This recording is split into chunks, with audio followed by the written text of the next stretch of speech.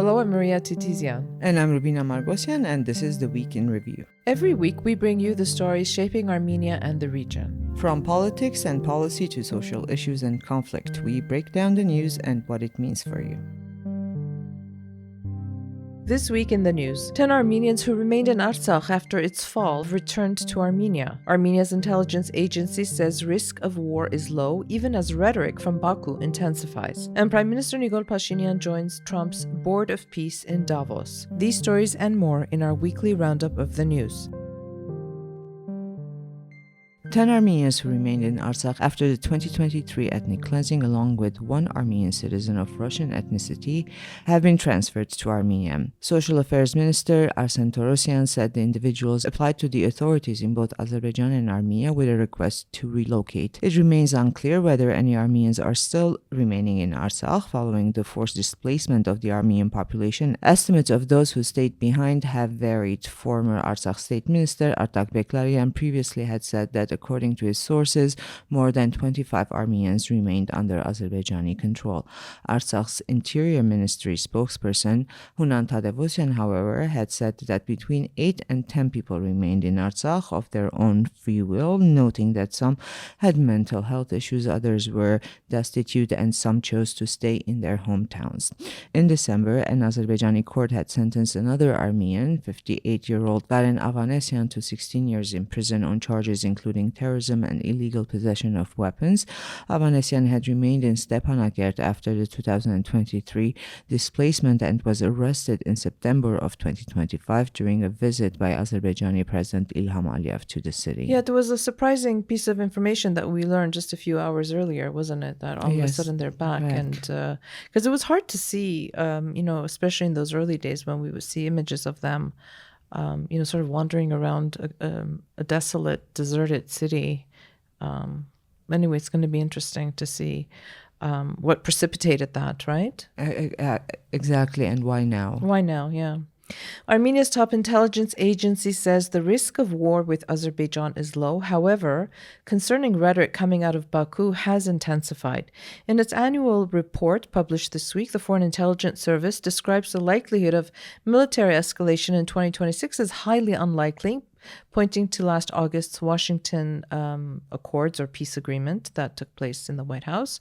Yet in the same document, it warns that cyber attacks, disinformation, foreign interference will intensify ahead of June's parliamentary elections in the country. The report paints a picture of hybrid warfare, the activation of agents and agents of influence, political actors operating under business cover, and the use of religious and cultural institutions to shape narratives and destabilize Armenia from within.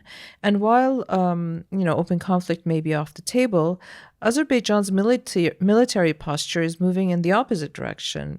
Since 2023, Baku has increased military spending by about 44% and ramped up propaganda around the concept of this so-called Western Azerbaijan by 36% since the August peace declaration. And it's really disconcerting, isn't it, Rubina? Because on the one hand, you see Aliyev going around talking about peace, and then on the other hand, when you follow and track what they're saying through their state-controlled media and in his speeches, it's the exact opposite. And to see these numbers. And what he was saying in Davos. Yeah. I know, which we'll come to in a minute. Anyway, the assessment also flags regional instability, from the war in Ukraine to rising tensions between Israel and Iran as ongoing sources of economic disruption and migration pressure. The agency itself is a new institution, the FIS. It was created in 2023 as a civilian agency reporting directly to the Prime Minister after taking over key functions from the National Security Service. Its creation was widely seen as an effort to modernize Armenia's intelligence system. Well, we really didn't have much intelligence, and reduce lingering Russian influence rooted in the country's Soviet-era security structures. Well, speaking of Azerbaijani President, Ilham Aliyev said Baku has unilaterally opened transit corridors with Armenian cargo expected to pass directly through Azerbaijani territory in the future. Speaking at the World Economic Forum in Davos, Aliyev said Armenia has requested permission to transport to Russia through Azerbaijan, a route currently dependent on Georgia, but one, he said, is likely to change. His comments followed an announcement by Armenia's economy minister that Armenia will soon begin importing Russian liquefied gas by rail through Azerbaijan. Aliyev also said Armenia and Azerbaijan have lived in peace for the past several months, something he noted had never happened since both countries gained independence in 1991. He said both sides must continue to demonstrate the benefits of peaceful coexistence to secure public support, adding that he remains optimistic the process will not be obstructed. He said that normalization between Armenia and Turkey is moving in parallel with the Armenia-Azerbaijani track and would ultimately conclude with the establishment of diplomatic relations between Turkey and Armenia, as well as between Azerbaijan and Armenia. Prime Minister Nikol Pashinyan was among the signatories of the Board of Peace Charter in Davos, an initiative launched by U.S. President Trump and formally unveiled this week at the World Economic Forum. Other signatories included Azerbaijani President Aliyev, the Artsakh President, Hungarian Prime Minister Viktor Orban, several other heads of state. This Board of Peace was first proposed in September 2025 as part of efforts to end the war in Gaza and was later mandated, actually, and I didn't know this, Rubina, to be honest, under a UN Security Council resolution to support post-war reconstruction and administration of the Gaza Strip. Critics, however, argue that it has strayed far from that mandate. The Guardian had written a piece I was reading, and they were saying that, members of the UN Security Council had hoped that they were sort of bringing Trump into the Gaza process. But now it appears they were hoodwinked, as it said, into backing a Trump-dominated pay-to-play club because there was news, right, circulating, especially in the Armenian media and the Armenian, let's say, social media space, that to be a member of this board, you had to pay $1 billion, right? Yes. So after much speculation about the cost of membership, the Foreign Ministry confirmed that Armenia joined without paying the $1 billion fee linked to permanent status. The spokesperson of the MFA said the contribution is voluntary and applies only to countries seeking permanent membership within a year of the charter's entry into force, and Armenia's government-approved participation is for up to 3 years, with no defined membership fee. And it only remains to be seen if Armenia's current or future prime minister will remain in the in a boys' club that also includes Orban and Aliyev and Pakistan and yeah. Well, in other news, Germany will allocate a 120 million euro loan to Armenia, enabling the full financing of the Caucasian transmission network. German ambassador to Armenia, Claudia Bosch, said this week she described the project as being of decisive importance for Armenia's regional energy integration. Germany will also provide Armenia with an additional 152 million euros in loans and grants to support of green economy, technological and vocational education, renewable energy and energy efficiency, community development and public administration, as well as environmental and social sectors. The Caucasian Transmission Network is a long-planned project aimed at connecting Armenia's high-voltage transmission system with Georgia's electricity grid, enabling reliable and flexible cross-border power exchange between the two neighbors and more broadly across the South Caucasus. The project has been in development for more than a decade but has not yet entered practical implementation. Separately, during this week's parliamentary Q&A, Pashinyan said that under the TRIP framework, the energy systems of Armenia and Azerbaijan will also be interconnected, allowing both sides under the same conditions to benefit from electricity exports and imports. And it's not being talked about, but Turkey will be part of the grid as well. Yeah, but I mean, have you been seeing the commentary? That's it. Armenia's finished because we will be interconnecting our electricity grids with the region. I don't know. I'm just saying. All of this, I think, is very new and very scary for a lot of people, maybe, to think that there's going to be collaboration in the region. But anyway, time will tell. Strangely, again, as we mentioned, it was in the text, it's not a new project. This project had been initiated, well, the one though with, never took off. The one with Georgia, I think because now with TRIP, Armenia is having to make some, changes, this is what's been disconcerting for many people. Well, meanwhile, Russian Foreign Minister Sergei Lavrov again warned that Armenia's aspirations for EU integration are incompatible with its membership to the Eurasian Economic Union. He said simultaneous participation in both frameworks is technically impossible due to conflicting trade, investment, and legal standards. He argued that EU integration would require Armenia to align with EU law, foreign policy positions, and sanctions against Russia. Well, no, this is nothing new. Russia has been saying this all the time, but we're mentioning it because it's coming from Lavrov, which is rarely the case usually. Yeah. Usually it's Zakharova or other officials, but this is like becoming higher up in the hierarchy. That's right. Well, Lavrov pointed to Armenia's economic performance within the Eurasian Economic Union, noting that its GDP more than doubled, while trade with Russia reached a record $14 billion. While saying the decision ultimately belongs to the Armenian people, he stressed that the two integration paths cannot be reconciled. And certainly, anybody could see that if Armenia has EU aspirations to be part of the EU sort of economy as well, it cannot remain in the EAEU. So, but that's fine. But then he goes on to address another issue, which is church-related tensions. He said he was puzzled by claims from Armenian officials, including Prime Minister Pashinyan and Parliament Speaker Alen Simonian, that Russia poses hybrid threats through the Armenian Apostolic Church. He suggested the rhetoric reflects EU influence, citing Brussels' recent €15 million tranche to Armenia and arguing that such support comes with expectations of political alignment.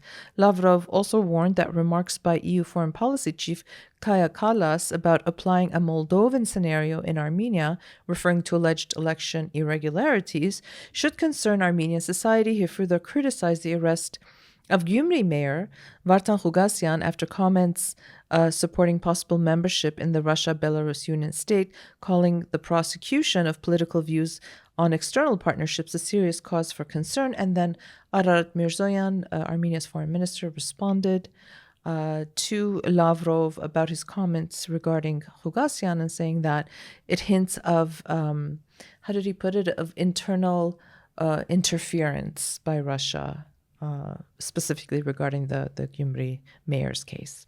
And also pointing fingers at Europe, saying that's a form of interference is actually from the Moldova playbook as well. So we kind of expected this to happen. And within any meetings we have with European officials, they say we also kind of are ready because now with any kind of misinformation, disinformation assistance that we're offering Armenia, Russia is going to say that this is interference. Yeah.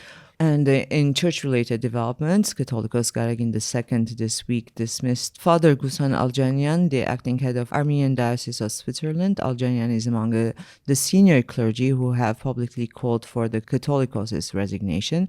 The church also announced that the next bishops' assembly will be held in Austria. The Mother See cited what it described as a campaign against the church and possible pressure on clergy as the reason for convening the assembly abroad. The meeting was originally scheduled for December but was postponed for the same reason.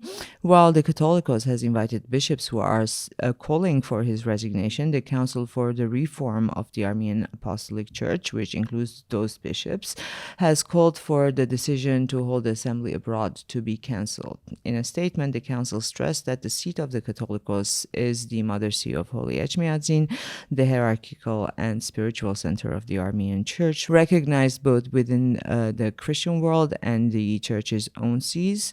The Council said no justification can be provided for not convening the assembly in Echmiadzin and warned that holding it abroad undermines the authority of the Mother See and discredits Armenian statehood.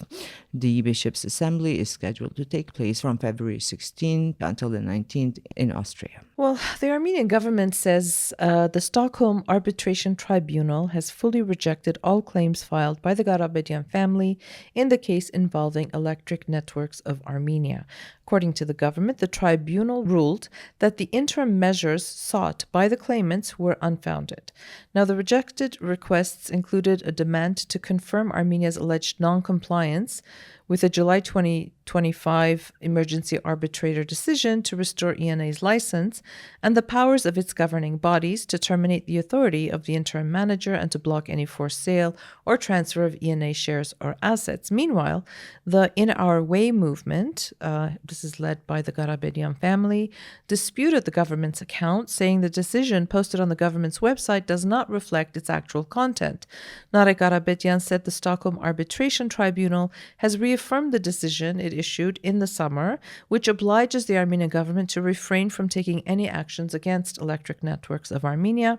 He added that the tribunal also rejected the need for additional interim measures until the proceedings are concluded and said the government should act in accordance with the law by unconditionally halting all actions against ENA. And I mean, we've talked about this so much, but just again, as a reminder, the government moved to take over the electric networks of Armenia. The Garabedian family took it to arbitration, and this is where we're at. We can't find the arbitration documents. They're not public. Yeah. So at this point, it's kind of a he said, she said, until somebody leaks some information and we have better clarity on the issue. Armenia's National Security Service has urged Iranian nationals to refrain from participating in rallies in Yerevan, presumably following sharp criticism by Iran's ambassador. Over the weekend, police blocked a planned march by Iranian nationals from the Iranian embassy to the Blue Mosque on Mashtots Avenue, despite the march having been initially authorized by Yerevan City Hall. When some participants attempted to proceed, police carried out administrative detentions for failure to comply with lawful orders. 7 protesters were detained and later released. Participants said the municipality cited traffic congestion as a reason for canceling the march. A heavy police presence remained outside the embassy as demonstrators held a sit-in lasting more than 3 hours, during which tensions periodically escalated and several participants were moved from the area. Iran's ambassador to Armenia had earlier criticized ongoing demonstrations outside the Iranian embassy held in support of protesters in Iran. Speaking at a press conference, he accused Armenian authorities of allowing the actions, warning that they damage Armenia's image in Tehran. In response, Prime Minister Nikol Pashinyan reiterated Armenia's commitment to addressing Iran's concerns and defended freedom of assembly, noting that no peaceful rally or demonstrations have been banned in Armenia since 2018. Workers at the Akhtala mining and processing plant have gone on strike, demanding higher wages. Around 50 to 60 drill operators are participating in the strike out of a workforce of about 500. The miners say they are expected to carry out additional tasks beyond drilling, including blasting and various mechanical and maintenance duties, without extra compensation. They also note that their wages have remained unchanged despite rising global copper prices. The plant's head of external relations, Gagik Shahnazarian, said negotiations are ongoing to clarify the workers' demands, but emphasized that wage increases are currently not on the table. And this is not the first such strike in Armenia. Last January, more than 2,000 workers at the Zankizur Copper Molybdenum Combine walked out in a wildcat strike, demanding higher wages and improved working conditions. A compromise was eventually reached that included salary increases and upgraded benefits. However, 8 workers identified as the leaders of the strike were dismissed and have since filed a lawsuit seeking reinstatement. And Armenia has declared January 27 a National Day of Remembrance for soldiers who fell in defense of the homeland. The bill, authored by Deputy Speaker Ruben Rubinian and Parliament member Gegham Nazarian, was adopted this week by a vote of 69 in favor and 15 against. January 27 will be a non-working day alongside January 28, which marks the formation of the Armenian army. Armenia's public debt reached $14.5 billion at the end of December 2025, according to the Finance Ministry, marking a 13.1% increase, or about $1.7 billion over the year. Domestic debt has now surpassed external debt, totaling $7.5 billion, driven mainly by increased issuance of treasury bonds purchased by residents. External debt rose to $7 billion, including loans from international institutions and foreign governments, as well as Eurobonds. In March, Armenia issued $750 million in Eurobonds to refinance maturing debt, making 2025 a particularly challenging year for debt servicing. And this week's election news. which we'll be doing every week. Samvel Karapetyan's Merzevov in Our Way movement formally entered Armenia's political arena this week with the registration of a new political party, Uzhek Hayastan, Strong Armenian. It was originally established on December 8 under the name Pro-Armenian Hayamet and was renamed Strong Armenia on January 16. The party is registered at the Yerevan office of the Tashir Group of companies. Meanwhile, in Our Way movement coordinator Narek Karapetyan announced that Strong Armenia will hold its party congress on February 12, where it plans to name its candidate for prime minister. The movement spokesperson Mariana Gahramanyan said the group aims to bring real and substantive change in Armenia through a political bid and active participation in political processes. She added that the organizational work of the new political force is in its final stage and that it will soon present a clear political agenda and its vision for Armenia's development. And also this week in election news, Aram Sarkisyan's Republic Party also announced that it will participate in the June parliamentary elections. And just as a reminder, he's the younger brother of Vasgen Sarkisyan. After his brother Vasgen was assassinated in 1999, he became prime minister for a short period from November 1999 to May 2000. In 2001, he founded the Harabeduchun Republic Party and supported opposition leader Levon Ter-Bedrosyan in the 2008 presidential election. We were speaking earlier that he's activated every 4 years during elections. Serial election participant. So more and more parties and people are joining the fray, as it will. And as always, we talk about the articles that we published this week. We're happy to announce the launch of a new section called Statecraft and Governance by Nerses Kopalyan. He, as you know, was the author of our security reports, which we had started back in September of 2022 after the Jermuk invasion, when Armenia's security environment was really... I don't even know how to explain how it was very tenable and unstable. Not lacking security. Lacking security. So things have shifted, and so now he's doing a new section, and it will be more, foreign policy, governance, institutions, and such. And the first article of the section is called Armenia's Doctrine of Multi-Alignment, Strategic Partnerships, Not Alliances. And he says that Armenia's foreign security policy realignment is reshaping regional dynamics and introduces the doctrine of multi-alignment to Armenia's policy discourse. And he argues that diversification is rooted in this doctrine, one that favors strategic partnerships over alliances to de-risk security and enhance statecraft. And Maria, you did another installment of It Has to Be Said. This time it was about hybrid warfare. Seems like everybody's talking about it. Why not us? But I did want to ask you, because you're not explaining what it is. You're basically also explaining a little, but you're more precisely pointing out to the effects it has. Mm-hmm. So why did I do that? Well, because I think everybody can look up hybrid warfare and get a dictionary explanation of it, but we don't often think about the effects of something.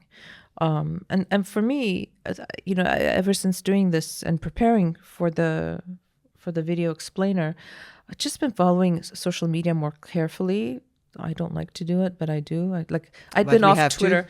I'd been off Twitter for a while. I said, okay, I can't. I have to follow what's going on. It's just insane to me how these narratives are being pushed based on falsehoods. And the more people say it, they keep saying it, hoping that it's true. But then there are people who will believe them. And so the message I think that we wanted to give with this one is an informed public is the only antidote to attempts at hybrid warfare against the country. Although people were unhappy, they, I'm an American spy or something, apparently. But I wish I would get good money at least. Nobody's paying me nothing. Sorry. It had to be said. It had to be said. That's why the section is called It Had to Be Said. Well, this week we had a piece by Olesya Vartanya. It's part of her column, Beyond Borders. It's titled The South Caucasus in an America First World. She talks about how 1 year after Donald Trump's return to the White House, the United States has turned sharply inwards, opening an uneasy chapter with Europe. For the South Caucasus, the shift doesn't necessarily signal renewed American engagement, but rather a region increasingly shaped by decisions made elsewhere. Yeah, it was a great piece, actually. Very insightful, as always, with Olesya. And then we published a piece by our Ranush Dermoyan, Armenia's Long Road to Health Equity. And again, we had done a video explainer, another It Has to Be Said about universal health care. And it was funny, the reactions that we got for that. But anyway, so this is a very in-depth sort of dive into the whole process. And so she kind of looks at how the reform expands access and reframes healthcare as a social right rather than a privilege. But as always, the challenge is effective implementation. So if you want to understand sort of Armenia's journey to universal healthcare, definitely a good read. And also definitely a lot of details about what phase 1 is about, what phase 2 is about, how it's going to work, who is going to pay how much tax, I know, I for kept how calling long. her, Ranush, this doesn't make sense. What are you talking about? But it's all there for all Anyone of who's us to interested, go yeah. back and check anytime we need to understand what's happening from now until the end of the implementation of the whole universal Which is when healthcare. I'm dead. Yeah. Well, and we have 2 articles this week about the Armenian language. Oh, I know, Very I loved different. it. Yes. The first one is by Maria Kungo. It's called Armenian Language Open Doors. And as always in her column, Inside Out, Outside In. Outside in. Outside in. Although I would argue she's more inside And out at this these point. days. Yeah. And I think this might be the article that proves that. I know, I loved it. Well, as always, she references her personal experiences in Armenia or about Armenian or about Armenianness. And speaking of Armenian, we have Armenian children screaming in the snow at this moment. So if you hear anything, we're sitting by a window. Yes. Well, just to give context, it's been snowing all day today, yes. and it's all white outside, and there beautiful. is a kindergarten not far from us, so the children are playing in the snow. Yes. Well, back to Kungo. Well, reflecting on learning Armenian and the unexpected doors it opens, from a late-night restaurant in Leipzig to a train station in Kent, Kungo reveals how this small language creates instant belonging within a global network shaped by kinship, hospitality, and shared identity. She's not Armenian. She's learned Armenian in Armenia because she's been living in. Her children speak Armenian. When they twice maybe they visited the office. I started speaking to the these child little in English. blonde children speaking Armenian. Yeah. I know. And I think it was one of the best pieces she's written, really. It was very touching and really lovely. And you can see the reactions on social media. It's just been a great read. So she's a little bit of a gem for us. And then a new piece by Ellen Tovmasyan. It's called When AI Speaks Armenian, Podcastle's New Voice for a Nation. And again, we've been struggling with this too, right? With AI generated audio. We've listened to the Armenian. It's always been pretty. Yeah, our English language articles are AI generated. That's right. But for the longest time, Armenian wasn't. Yes. Our Armenian editor was reading them. Or people or in the the staff. Because we couldn't trust AI. Now we have switched to AI for Armenian very recently for the last 4 articles. And it's not bad. It's not bad. It's not Podcastle though. Yeah. Well, anyway, Ellen writes that, Podcastle has been able to create a new Armenian text-to-speech technology that sounds very natural in Armenian. And it's a very interesting take she has, and talks about how it can transform media, education, accessibility, and diaspora engagement while raising important questions about ethics like voice ownership and what it means for a small language to enter global AI systems. So a really great read as well this week. And that's it for our weekly podcast. Thank you for listening. Have a safe and peaceful weekend, and we'll be back again next week.